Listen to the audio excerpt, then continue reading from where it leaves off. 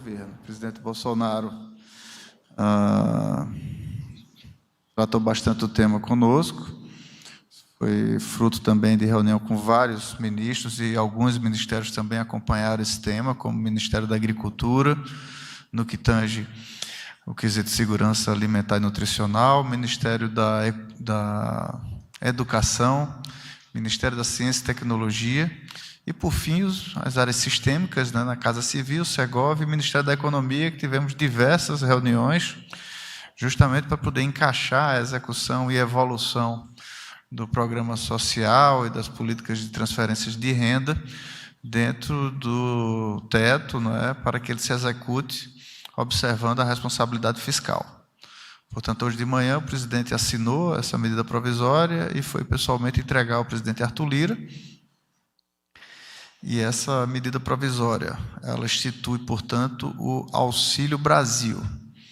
O Auxílio Brasil passa a ser o novo programa social do governo federal, que agrega o programa de distribuição de renda, além de um mecanismo de proteção social para aquelas pessoas em situação de vulnerabilidade, ele busca também promover o seu desenvolvimento, de forma a apresentar a essas pessoas políticas mais eficazes, focando tanto na primeira infância, como seguindo trilhas de emancipação, visando dar a possibilidade aos beneficiários do programa, ele utilizar essas ferramentas do Estado brasileiro para que ele possa, assim, alcançar novos patamares e conquistar melhor qualidade de vida para a sua família, inclusive com a emancipação do programa social, de forma a promover, por exemplo, o auxílio inclusão, né, estimulando que esse cidadão possa, assim, galgar novos espaços,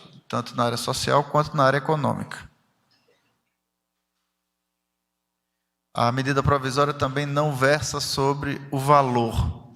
Atualmente, o valor do programa social do governo gira em torno de R$ 189.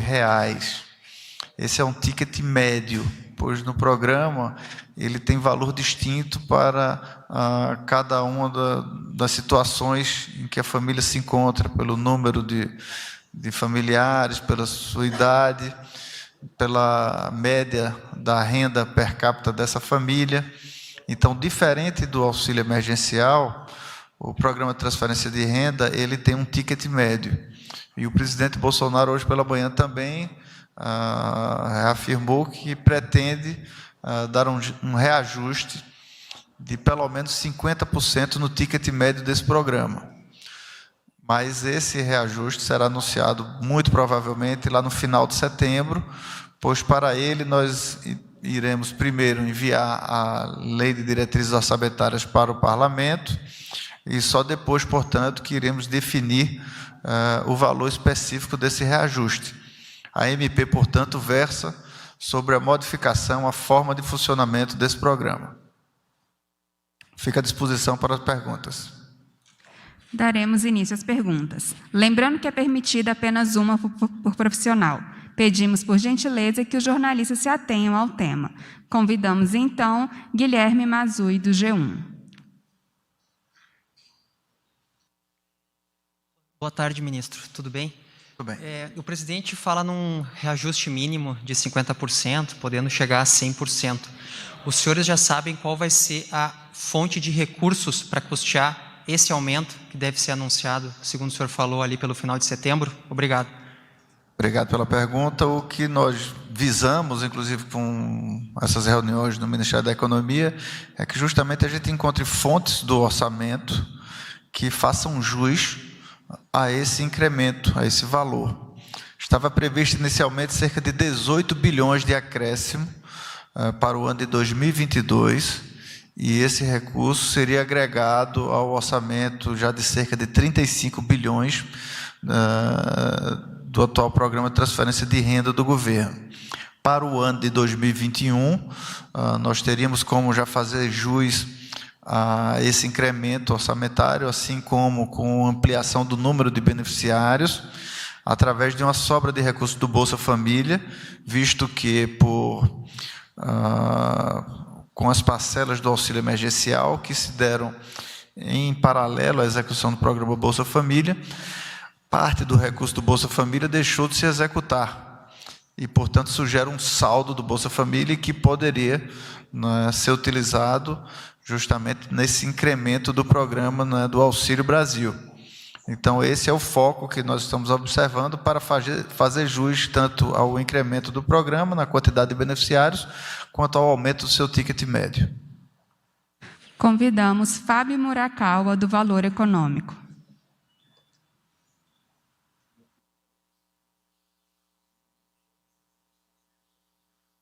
Boa tarde, ministro. Uma possibilidade para financiar esse aumento, né, do ticket médio e dos gastos. O quê? Uma possibilidade para financiar esse aumento do ticket médio e dos gastos com o Programa Social de Transferência de Renda seria essa PEC dos precatórios. Caso não se aprove essa PEC, né, existe alguma possibilidade do novo Programa Social ficar fora do teto de gastos? E com que valor vocês estão trabalhando para o ticket médio do novo programa? Obrigado. Nenhuma possibilidade sobre sair do teto de gasto foi elencada nas minhas reuniões com o Ministério da Saúde, com o Ministério da Educação, desculpe. E o que nós estamos prevendo é isso. O que precisa ficar claro é que a medida provisória da reestruturação do Programa Social do Governo, no caso do Auxílio Brasil, é uma medida e a PEC dos precatórios é uma outra medida. Elas se relacionam ao ponto que essa medida dos precatórios tem interferência nas contas públicas, né? Mas esse é um assunto que surgiu, inclusive, posterior ao que foi tratado sobre a reestruturação dos programas sociais. De fato, chega ao mesmo momento, porque, ao final, essa PEC ela traz dois quesitos que, portanto, têm relação com a área social. Um deles é justamente fazer o escalonamento desse pagamento e ajustar, portanto, as finanças públicas, né, uma vez que você precisa ter previsibilidade desses gastos. E um outro item é que, justamente, cria lá, nessa PEC, um mecanismo onde, ao governo se desonerar de algum ativo, parte desse recurso iria servir para a quitação de precatórios e uma parte desses recursos também seria destinada ao programa de transferência de renda para a população, que o ministro Guedes chamou de divisão de riqueza. Então, nesses dois itens, a PEC se relaciona com o Programa Social do Governo. Mas essa PEC dos precatórios não é uma PEC que foi feita para viabilizar o programa social, né? Uma vez ela não tomando cabo, ela pode sim ter por consequência inviabilizar avanços no programa social, assim como inviabilizar uma série de coisas do Estado brasileiro, né? Pois havia um valor previsto para o próximo ano e esse valor foi aumentado dentro de um tamanho orçamentário que não era até então previsto. Então, não havia essa previsibilidade para esses recursos do precatório, né? Portanto, surgiu essa PEC dos precatórios. Mas reafirmo que são medidas distintas, que naturalmente guardam correlações, como tudo, no desenvolvimento do Estado, do governo, as coisas se relacionam.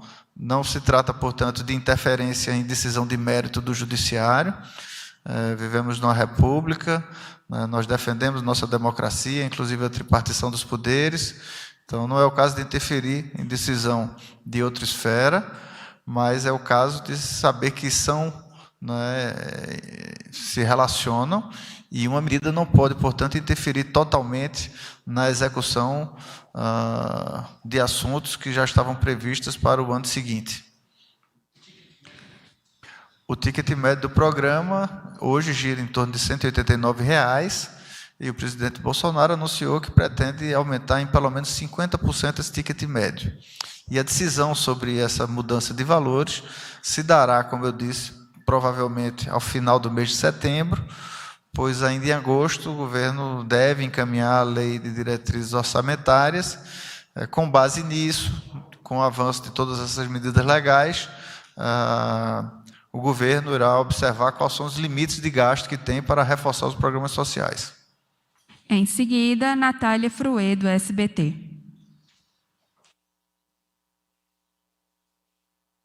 Oi, ministro, boa tarde. Boa tarde. Eu tenho duas questões. Se muda a forma de acesso para se entrar no programa, se atualiza o valor da renda per capita, hoje essa triagem é feita pelas prefeituras, isso deve mudar pelo texto da PEC ou não? A PEC dos precatórios, eu sei que é mais com a equipe econômica, mas deve ir hoje ainda para o Congresso. E existe uma divisão entre aliados do presidente e a equipe econômica por causa dos R$400? Existe uma pressão para que o valor médio fique em 400? Vamos começar pelo final. Em relação a valores, né, sempre se discute primeiro a questão de valores, mas, na verdade, o que nós estamos tratando com a nossa medida provisória é justamente reestruturando o programa. O valor é uma decisão que vai se dar a posteriori, muito provavelmente ao final do mês de setembro. Óbvio que todo mundo quer o maior valor possível para o programa social. O grande desafio é justamente você conseguir conciliar, não é, o avanço, não é, e a melhoria do programa social dentro do quesito da responsabilidade fiscal. E, para tanto, é preciso ter muito zelo. No meu discurso de posse, eu me referi que a área social e a área econômica do governo são duas faces de uma mesma moeda.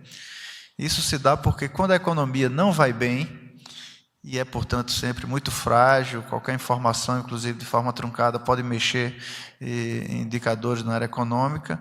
Sempre que a economia não vai bem, quem mais sofre com isso é justamente a população mais vulnerável. Então, cuidar, não é, de todo esse trato e com muita responsabilidade da área do quesito fiscal é também defender os mais pobres.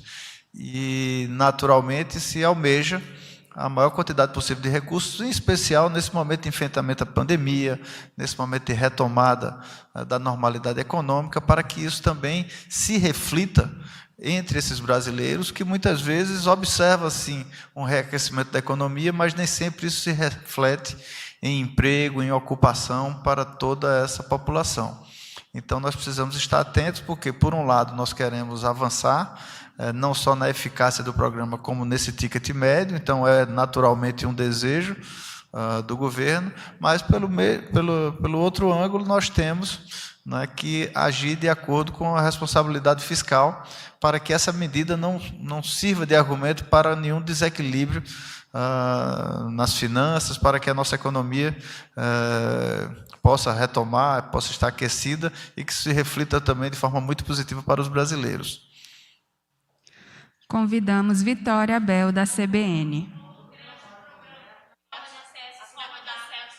A forma do acesso ao programa não muda, ela continua sendo através do Sistema Único de Assistência Social.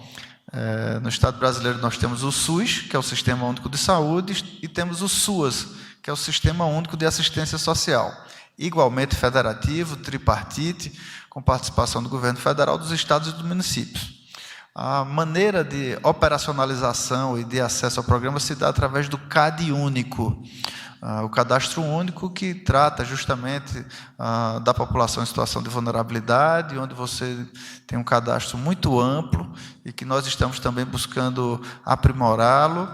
Com o advento do auxílio emergencial no último ano, conseguimos evoluir muito, inclusive na quantidade de informação sobre essa gama de brasileiros, né? Foram várias fontes de dados que foram cruzadas, avançamos muito, portanto, nesse cruzamento de informação, e isso decorre, inclusive, de uma performance cada vez mais eficaz na operacionalização desses recursos para que chegue realmente ao seu destinatário adequado.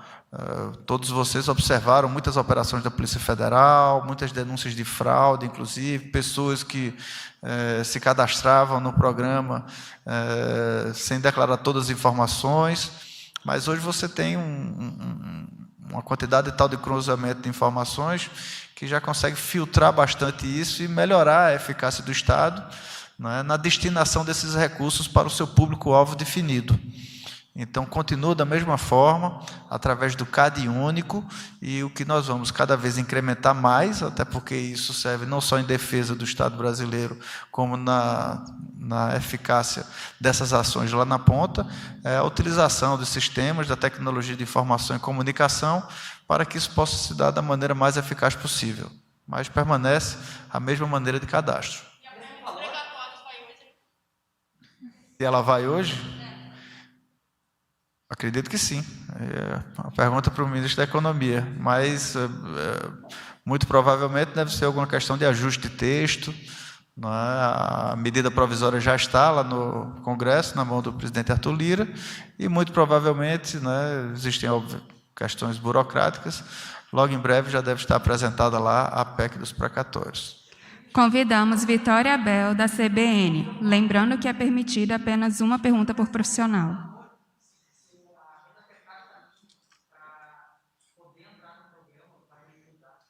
Não está versando sobre isso a medida provisória. Oi, ministro, boa tarde. Boa tarde. Ministro, primeiro eu queria perguntar com relação a outros auxílios que possam ser revogados. Se além do Bolsa Família como programa, se outros auxílios que existem hoje sociais podem ser revogados até para pagar a conta dos novos benefícios. Queria saber se vocês estão fazendo essa conta. E só tirar uma dúvida com relação aos 18 bilhões que o senhor disse de recursos, são 18 bilhões que estão guardados para já financiar o início desse programa, ou esses 18 bilhões vocês já contam pós-aprovação da PEC? Eu queria só entender de onde que sai. Obrigada. Não, esses 18 bilhões foram apontados antes do surgimento do assunto, né, dos precatórios. São recursos que serão apontados no orçamento do próximo ano para o incremento do programa social do governo. E não há corte de outros programas. O que nós estamos buscando justamente é dar um incremento e melhorar o acesso dessas pessoas a esses programas de forma mais clara, né, como, por exemplo, o programa de aquisição de alimentos, que dá um suporte muito grande, especialmente para aqueles da área rural.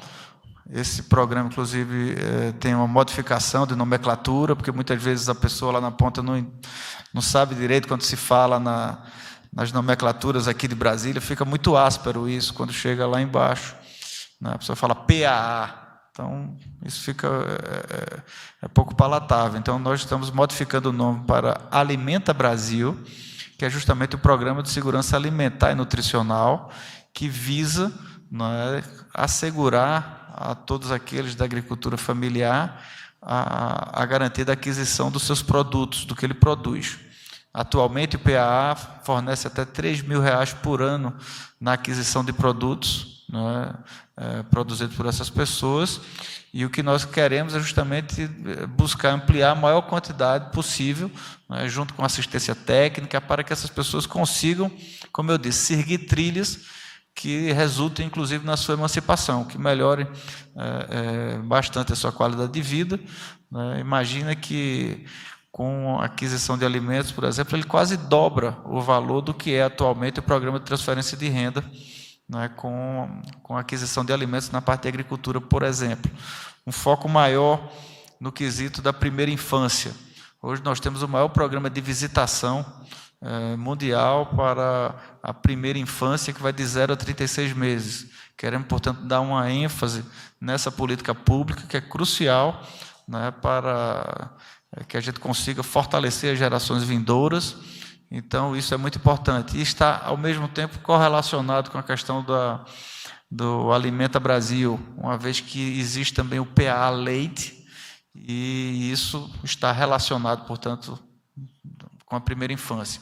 Então, o que nós buscamos foi justamente trazer, né, e interligar dentro desse programa essas políticas públicas com trilhas definidas para que o beneficiário do programa social não tenha ele como teto, mas sim como um mecanismo de promoção para que ele alcance novos espaços e que ele busque sua emancipação. Isso vai desde a produção até a questão do empreendedorismo, capacitação, acesso a microcrédito. Então, é uma série de políticas que nós estamos querendo justamente fortalecer. Portanto, não estamos cortando outras políticas, nós estamos buscando impulsionar essas políticas e que elas estejam acessíveis, em especial para o público beneficiário do programa Auxílio Brasil. Para finalizar, convidamos Chico Prado, da CNN.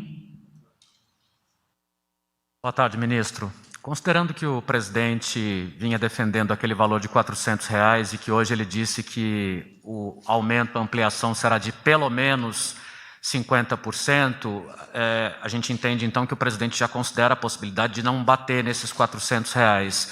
O auxílio emergencial acaba em outubro e o que foi enviado ao Congresso, à Câmara, foi uma medida provisória que passa a valer já. Não é o caso aqui porque não há ainda um valor estabelecido. O governo tem como claro que vai conseguir iniciar o pagamento desse benefício a partir de novembro, com o fim do auxílio emergencial? Sim, nós vamos começar o pagamento do Auxílio Brasil em novembro.